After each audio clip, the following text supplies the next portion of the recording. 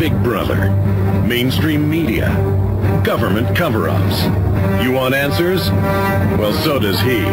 He's Alex Jones on the GCN Radio Network. And now, live from Austin, Texas, Alex Jones. This is very suspicious. Here it is.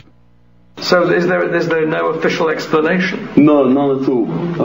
In fact, the National Institute of Standards and Technology were due to publish a report in 2007 as to why the building collapsed. And they've had to delay it until 2009. And what did the BBC statement say then? BBC statement, the editor's statement, which is online, said... They've lost the tape. Yeah, they'd lost the original footage. I sense that you think there's a conspiracy here, but you might be right. Okay, there's the end of that. Jim Mars, what do you think about them apples? Well, as time goes by, excuse me, more and more information is coming out that just totally solidifies the idea that 9/11 was an inside job. In fact, in my mind, the only question now is, was this an event that was allowed to happen, like Pearl Harbor, or was this actually concocted and contrived and originated within our alphabet intelligence agencies, which, of course, have been connected to Al-Qaeda all along, dating back to the 80s, where they brought in the Saudi Al-Qaeda members to fight the Russians in Afghanistan. And then the Serbs. And then then they allowed Al-Qaeda to do their drug running through Kosovo and then the Serbian problem, because they were using them to train the Kosovo Liberation Army, which was our side of the faction there.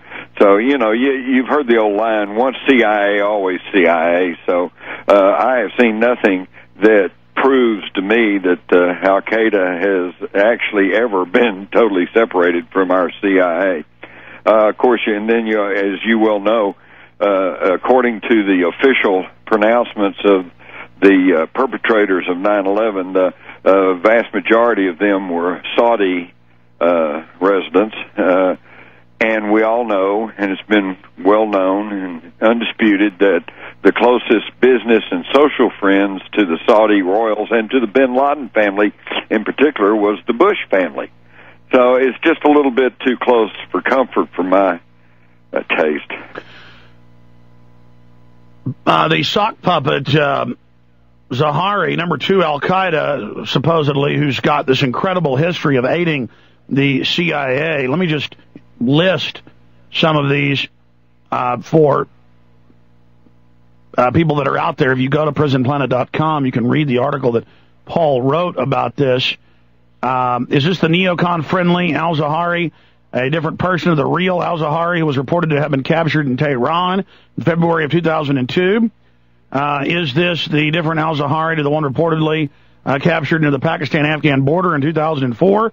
Or is this the same Al-Zahari who, at the head of the Egyptian Islamic Jihad, fought for the CIA in Bosnia? Is this the same Al-Zahari who, according to the January 2000 U.S. congressional testimony, was granted U.S. residence by the Immigration and Naturalization Service, sometimes almost impossible for many legitimate migrants to obtain? And then it just goes on and on. Is this the same guy that did this? Is this the same guy that did that? Totally admitted to be U.S. government Al-Qaeda, and he comes out last week and says 9/11 Truth basically works for Ahmadinejad, which is the previous propaganda that we all need to be arrested and that we're working for foreign powers and undermining. And then the Intel Center puts out new videos of Al-Qaeda with Adam Gadon, the ADL chairman's grandson, Adam Perlman, grandson, with the same logo in the same video layer, admitted to be completely fake. I mean, that's case closed right there, Jim. Yeah, absolutely right. And you've got to understand that Al-Qaeda translates as the base. A lot of people think that means references to their headquarters, but according to the information given by the British intelligence, it's the CIA computer base. That's what Al-Qaeda is, which means they can go in there and pull out any Arab mercenary they've got, give him any name they want, and, he's just another terrorist to us. But I'll tell you, the one that we really need to concentrate on is Abu Zubaydah, who was captured in Pakistan in 2002. And at that time, Ari Fleischer, that was the White House press secretary, made a big deal out of his capture and said, by golly, we're going to make him talk. Well, they did. They tried torture, but it didn't work. But then they tricked him into thinking that they were sending these Saudi interrogators into him and thinking that would frighten him into talking. But when they showed up, when these U.S. Arab American Special Forces guys disguised as Saudi interrogator showed up, he was relieved, and he said, thank goodness you guys are here. And he began to tell them that he was actually working for 3 Saudi princes, and that his cutout was the Air Marshal Mir of Pakistan. So in other words, the Al-Qaeda was being ordered about and got their marching orders from Saudis, from these Saudi princes who are tight with the Bush family and the CIA. And so there's your connection right there. Yeah, let's be clear. This is like Russian dolls. For those that don't know what that is, it's the little oval dolls where there's a little bitty one and then a little bit bigger one, a little bit bigger one, a little bit bigger one, 10, 15 of them. One inside one, which is inside another, inside another. And let's get into your new book just briefly, and I'm going to come back for the next 40 minutes. Anything you want to cover, Jim, because you're a cornucopia of knowledge. Of course, former Fort Worth Star-Telegram crime reporter, been working the JFK scene since it happened. Got a new book coming out that I'm going to carry and that I'm super excited because you've gone to new levels exposing the Bush crime family and the Nazi connection. And that's what leads me to this point, because I'm going to be exploring this the next few weeks on air.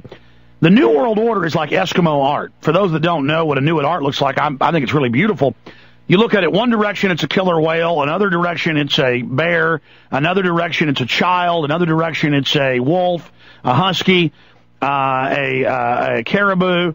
I've got some Inuit art my folks have got when they're up in Alaska that's just, it's gorgeous.